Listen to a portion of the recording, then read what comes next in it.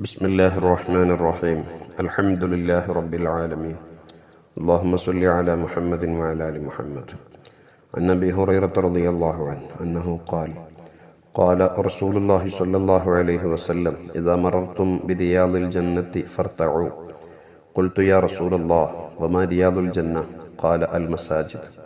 قلت وما الرتع يا رسول الله؟ قال سبحان الله والحمد لله വലാ ഇലാഹ ഇല്ലല്ലാഹു വല്ലാഹു അക്ബർ.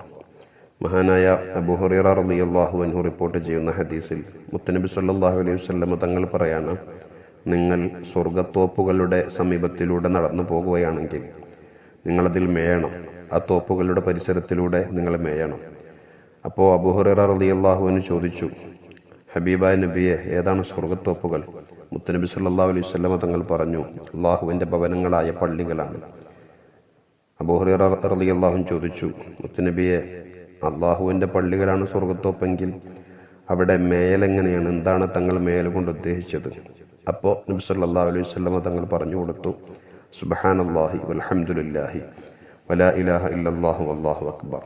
പള്ളിയിൽ ചെന്ന് കഴിഞ്ഞാൽ അല്ലാഹുമ്മ ഫ്തഹ് ലി അബ്വാബ റഹ്മതിക് എന്ന് ചൊല്ലിയതിൻ്റെ ശേഷം, ലക്ഷ്യമായ നിസ്കാരം നിസ്കരിച്ചതിന് ശേഷം സൗകര്യമുള്ള സമയത്ത് കൂടുതലായി വർദ്ധിപ്പിക്കേണ്ട ദിക്റാണ് സുബ്ഹാനല്ലാഹി വൽഹംദുലില്ലാഹി വലാ ഇലാഹ ഇല്ലല്ലാഹു വല്ലാഹു അക്ബർ. പള്ളി എപ്പോഴും പ്രതിഫലം വർദ്ധിപ്പിച്ച് കിട്ടാനുള്ള ഏറ്റവും വലിയ മാർഗമാണ്.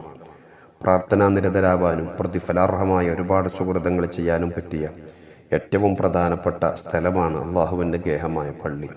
ആ പള്ളിയിലെ വെറുതെ ഇരുത്തത്തിന് പോലും ഇഅ്തികാഫിൻ്റെ നിയത്തുണ്ടെങ്കിൽ അല്ലാഹു സുബ്ഹാനഹു വ തആല ഓരോ സെക്കൻഡുകളിലും പ്രതിഫലം വാരിക്കോരിത്തരുന്നു. സുബ്ഹാനല്ലാഹി വൽഹംദുലില്ലാഹി വലാ ഇലാഹ ഇല്ലല്ലാഹു വല്ലാഹു അക്ബർ. ഈ തസ്ബീഹ് അല്ലാഹു തആല പ്രത്യേകം ഇഷ്ടപ്പെടുന്ന തസ്ബീഹാണ്.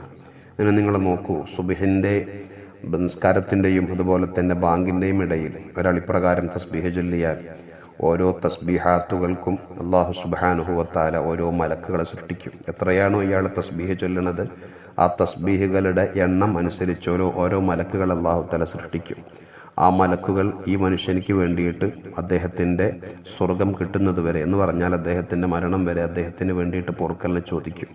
ഒരു തെറ്റും കുറ്റവും ചെയ്യുകയോ കാണുകയോ പ്രവർത്തിക്കുകയോ ചിന്തിക്കുകയോ ചെയ്തിട്ടില്ലാത്ത അള്ളാഹുവിൻ്റെ പ്രത്യേകക്കാരായ മലായിക്കത്തുകൾ, ആ മലക്കുകൾ അള്ളാഹുവിനോട് നമുക്ക് വേണ്ടി പൊറുക്കലിനെ ചോദിച്ചു കഴിഞ്ഞാൽ പിന്നെ നമ്മളത് പേടിക്കണം.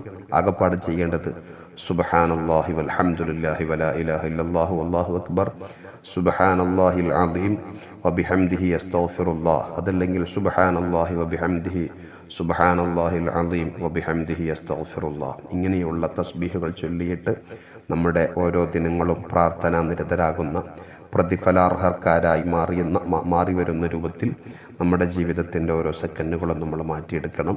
പള്ളികളെ നമ്മൾ പ്രത്യേകം പരിഗണിക്കണം. സമയങ്ങളെയും സാഹചര്യങ്ങളെയും ഉപയോഗപ്പെടുത്തണം. ഹഖ് സുബ്ഹാനഹു വ തആല തൗഫീഖ് നൽകുമാറാവട്ടെ. അസ്സലാമു അലൈക്കും.